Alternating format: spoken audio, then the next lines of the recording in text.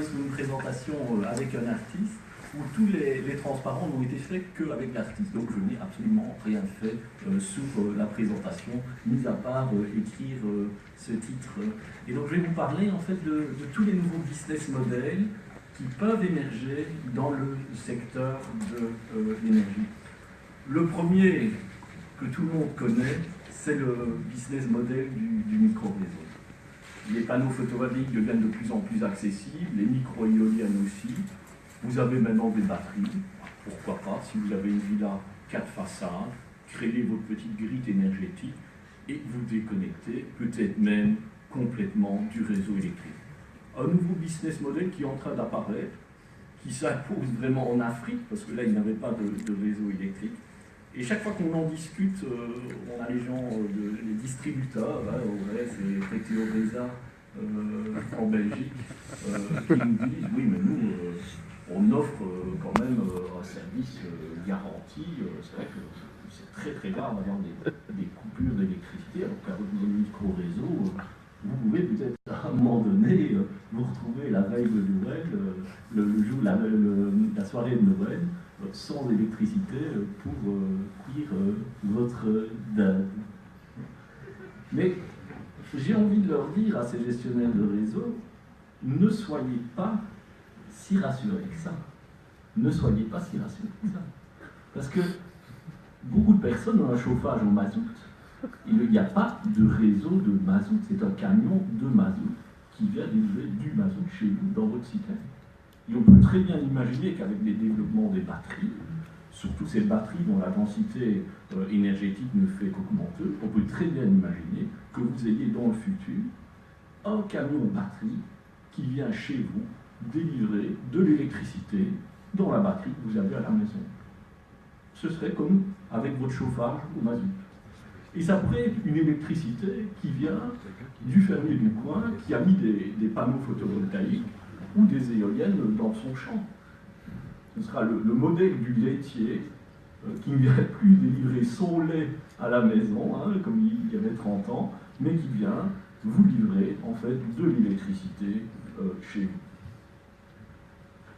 Et puis, vous allez faire des courses au supermarché. Il y a des bouteilles de propane, au supermarché, des bouteilles de gaz que vous pouvez aller acheter. Vous pourriez très très bien imaginer que dans le futur, au lieu d'acheter votre bouteille de propane dans le supermarché, vous alliez chercher votre batterie qui est rechargée une fois par mois ou une fois par semaine. Vous revenez avec la batterie à la maison. C'est tout à fait possible. Vu les prix du réseau, des réseaux de distribution, toutes les taxes associées, je sais, c'est un business model. Quand on analyse les chiffres, ce business model-là, il est dans le vert. Il ne faut pas croire que c'est complètement irréaliste. Ce sont des business models qui sont à l'heure actuelle dans le vert. Je vous invite à faire ces petits exercices-là chez vous. Bon, c'est vrai qu'il y a des compagnies comme Amazon, comme ça, ils développent maintenant des modèles pour délivrer chez vous, avec des drones, des paquets que vous ayez commandés chez Amazon. Vous pouvez très bien imaginer, et ce n'est pas utopique, que si la densité énergétique des batteries augmente, allez, on va dire si on commence à arriver à un demi-kWh par kilo, vous pouvez très bien imaginer que ce serait faisable d'avoir des services de drones qui délivrent en fait des batteries chez vous.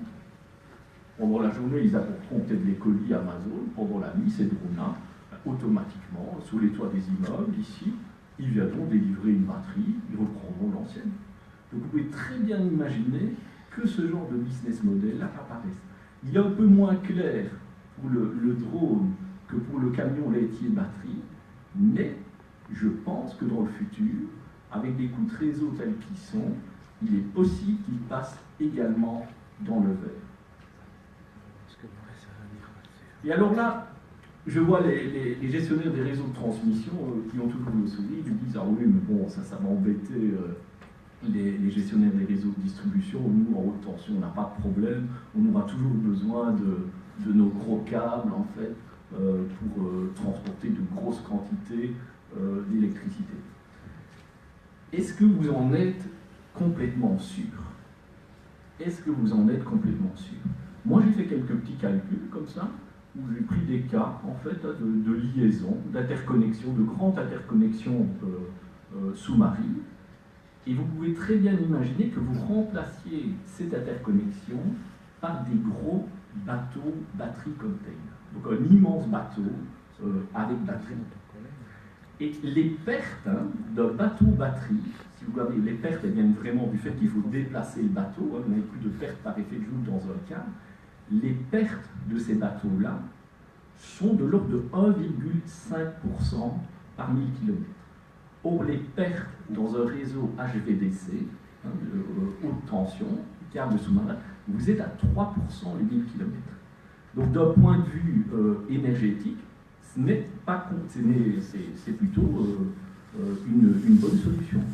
Et donc, dans le futur, on peut très bien imaginer, admettons qu'on ait une fermeture en fait de notre centrale nucléaire de Doel en 2025 ou 2055, vous pouvez très bien imaginer qu'un bateau conteneur arrive à Doel décharger son électricité avec, à une puissance de 3000 MW, comme quand les 3 réacteurs de Doel fonctionnent, et vous n'auriez même pas besoin de reconstruire en fait, une infrastructure électrique. Vous utiliseriez cette infrastructure électrique qui existe là par exemple à cette centrale nucléaire pour évacuer en fait, la puissance électrique qui viendrait de ces bateaux-là. Et ça offre, pour tous les écologistes, les environnementalistes, ils doivent adorer ce modèle de bateau conteneur. Pourquoi? Parce qu'il existe dans le monde, je parle, plein de gisements d'énergie renouvelable, surtout éoliennes, qui sont extrêmement abondants. On a cet exemple en Europe, on va dire un peu dans l'Europe étendue, avec le Groenland. Sur la côte est du Groenland, vous avez des vents de l'ordre de 11 mètres par seconde, alors qu'ici on est plus ou moins en Belgique de l'ordre de 6 mètres par seconde pour les vents-là. Et des vents qui sont très intéressants, parce que quand vous doublez la vitesse du vent avec une éolienne, vous produisez 8 fois plus d'énergie. Donc vous pourriez installer sur cette côte est du Groenland plein d'éoliennes, aller avec un bateau, donc des éoliennes qui déchargeraient leur électricité dans un gros bateau batterie, électricité qui ne serait pas chère du tout, et l'amener vers l'Europe. Et pourquoi est-ce que c'est intéressant ce modèle-là pour les environnementalistes? Pourquoi est-ce qu'ils doivent l'aimer? Parce que c'est vrai qu'on pourrait même dire, on pourrait développer des connexions électriques. Admettons même que la connexion électrique soit parfaitement compétitive avec le bateau batterie.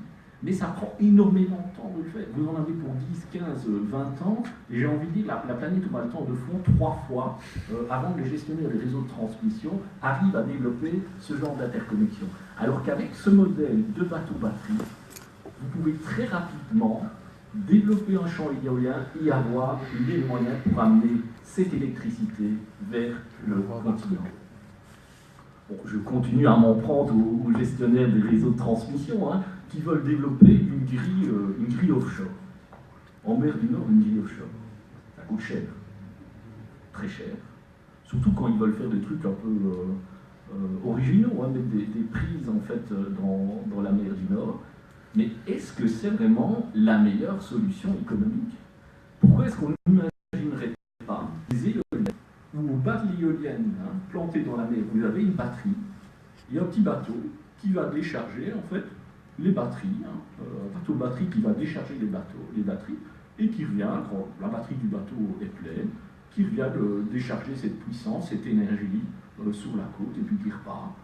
Je ne sais pas, tous les parcs éoliens en mer du Nord, belges, sont peut-être une dizaine ou 20 bateaux qui tournent et qui s'occupent de décharger les éoliennes. J'ai fait des calculs pour ce modèle-là, et il n'est pas irréaliste. Il n'est pas irréaliste du tout. Alors, on a déjà discuté aujourd'hui des véhicules électriques, mais on n'a pas discuté, quand on a parlé des véhicules électriques, de quelque chose qui va s'imposer dans les années à venir. C'est le véhicule électrique autonome. Le véhicule électrique sans chauffage. Et là, il apporte en fait, pour tous les gens qui veulent investir dans des micro-réseaux, une autre solution pour amener de l'électricité chez eux. Ils envoient, quand ils vont au lit, ils envoient leur voiture, automatiquement aller se recharger, et puis la voiture, une fois rechargée à l'extérieur, plus besoin de connexion réseau, elle revient à la maison et décharge son électricité dans les batteries à la maison. Le business, pour moi ça c'est le business model le plus dangereux pour les réseaux de distribution. J'ai envie de dire, s'il y a une balle avec écrit réseau de distribution dessus, cette balle, c'est les véhicules électriques autonomes. Et où est-ce qu'ils iront recharger ces véhicules-là? Ils iront recharger directement, pas dans un autre point du réseau, ils iront recharger directement chez le producteur à la source. Ils ne paieront pas de tarif de distribution, pas de tarif de transmission et pas de taxes. Et donc, en fait, vous pouvez très bien imaginer que la nuit, toute cette flotte en fait, de véhicules va se redispatcher automatiquement pour arriver aux endroits où il faut pour recharger les véhicules. Il est dangereux ce business model parce que vous devez imaginer qu'en plus, probablement qu'avec des véhicules autonomes, vous ne serez pas vous-même peut-être propriétaire du véhicule, ce serait une compagnie qui le gérera, ce véhicule. Donc il pourra développer toutes ces stratégies pour déplacer l'énergie la nuit, et elle doit le faire. Pourquoi? Parce que la nuit, tout ce capital que représentent les véhicules n'aura aucune utilité. Il remplacera, il ne servira, il ne transportera que très peu de personnes. Donc le moyen que vous allez là avec les véhicules électriques autonomes pour déplacer de l'électricité, même si le véhicule autonome est cher, c'est un moyen qui ne vous coûte rien parce que le capital est là. Le capital est là. Et bon voilà, on m'a dit Damien, tu parles en dernier, il faut absolument une image pour capturer l'attention d'une audience principalement masculine. Ça se passe de commentaires, mais c'est vrai que vous verrez la nuit dans les rues, rouler des véhicules électriques autonomes sans chauffeur et qui ne chargeront même pas une jolie demoiselle comme ça. Et je termine par ce transparence. Derrière tous ces nouveaux business models qui vont apparaître beaucoup plus rapidement, je pense, qu'on ne le pense, il va y avoir un cauchemar régulatoire à régler.